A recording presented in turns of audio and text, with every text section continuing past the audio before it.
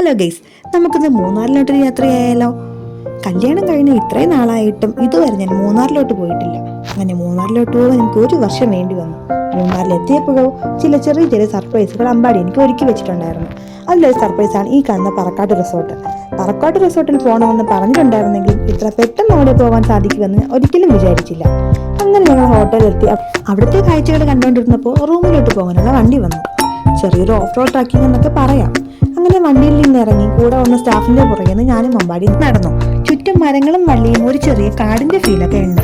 ദൈവമേ, ഈ കാടിന്റെ ഉള്ളിലാണ് റൂം എന്ന് ചിന്തിച്ചു. അപ്പോൾ നമ്മുടെ സ്റ്റാഫ് പറഞ്ഞു, ഇതാണ് ട്രീ ഹൗസ്, നമ്മുടെ റൂം എന്ന്. ട്രീ ഹൗസ് കൊള്ളാലോ. ഹോട്ടൽ റൂംസിലൊക്കെ താമസിച്ചിട്ടുണ്ടെങ്കിലും ഇങ്ങനെ ഒരു അറ്റ്മോസ്ഫിയർ ഫസ്റ്റ് ടൈമാണ്. അതിന്റെ നല്ല സൂചകമായി അമ്പാടിക്ക് ഒരു ചെറു പുഞ്ചിരിയൊക്കെ നൽകി റൂമിനുള്ളിൽ കയറി. അവിടുത്തെ റൂമും ചുറ്റുപാടും കാണുന്നതിനിടയിൽ അമ്പാടി ഒരു ചായയായി വന്നു. നല്ല ശാന്തവും സമാധാനവുമുള്ള തണുപ്പുള്ള ക്ലൈമറ്റ് ആയിരുന്നു. അങ്ങനെ ഞങ്ങൾ ചായയൊക്കെ കുടിച്ച് കൊച്ചു വർത്താനങ്ങളൊക്കെ പറഞ്ഞ് കുറച്ച് സമയം അവിടെ ഇരുന്നു. അതിനുശേഷം ഞങ്ങൾ പുറത്തോട്ടേക്ക് ഇറങ്ങി. അവിടെ കുറച്ച് ആക്ടിവിറ്റീസ് ഒക്കെ ഉണ്ട്, അതിനായി പോയി. ഇതൊക്കെ പ്രതീക്ഷിക്കാത്ത കാര്യങ്ങളായതുകൊണ്ട് തന്നെ ചെറുതാണെങ്കിലും നല്ല എക്സ്പീരിയൻസ് ആയിരുന്നു. അവിടെ കാണാനും ആസ്വദിക്കാനും ഒരുപാട് കാഴ്ചകളുണ്ടായിരുന്നു. അങ്ങനെ അതൊക്കെ കണ്ട് ഫോട്ടോസ് വീഡിയോസ് ഒക്കെ എടുത്ത് ഞങ്ങൾ നടന്നു. എവിടെ നോക്കിയാലും നല്ല ഫോട്ടോ ഒക്കെയുള്ള ഫ്രെയിം ആയതുകൊണ്ട് ഞങ്ങൾ ഒരുപാട് ഫോട്ടോ എടുത്തായിരുന്നു. അവിടെ 2000 മുതൽ 25,000, 50,000 രൂപ വരെയുള്ള ലക്ഷറി പ്രീമിയം റൂംസ് ഉണ്ടായിരുന്നു.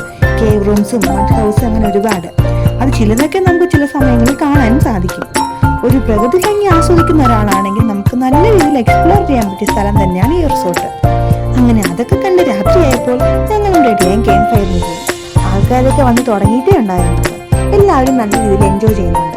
അങ്ങനെ ഞങ്ങളും ആ ക്യാമ്പ് ഫയറൊക്കെ എൻജോയ് ചെയ്തു. അവിടെ വെച്ച് ചില യൂട്യൂബേഴ്സിനെയൊക്കെ കണ്ടിട്ടുണ്ടായിരുന്നു. ഇതൊക്കെ കഴിഞ്ഞപ്പോൾ നല്ല വിശപ്പായി.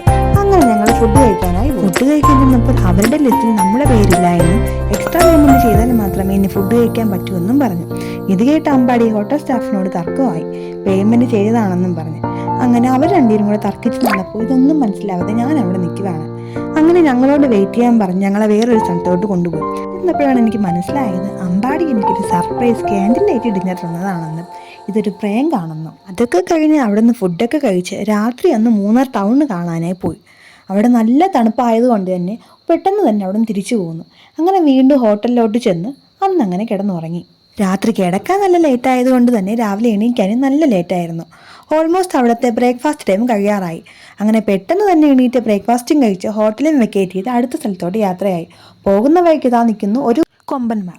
അങ്ങനെ അതൊക്കെ കണ്ട് തേയിലത്തോട്ടത്തിൻ്റെ ഭംഗി ആസ്വദിച്ച് ഗേപ്പ് റോഡ് വഴി ഞങ്ങൾ വീട്ടിലോട്ട് യാത്രയായി. അപ്പോൾ ഇന്നത്തെ വീഡിയോ എല്ലാവർക്കും ഇഷ്ടപ്പെട്ടെങ്കിൽ സബ്സ്ക്രൈബ് ചെയ്ത് ലൈക്ക് ചെയ്യാൻ മറക്കല്ലേ. Okay, by.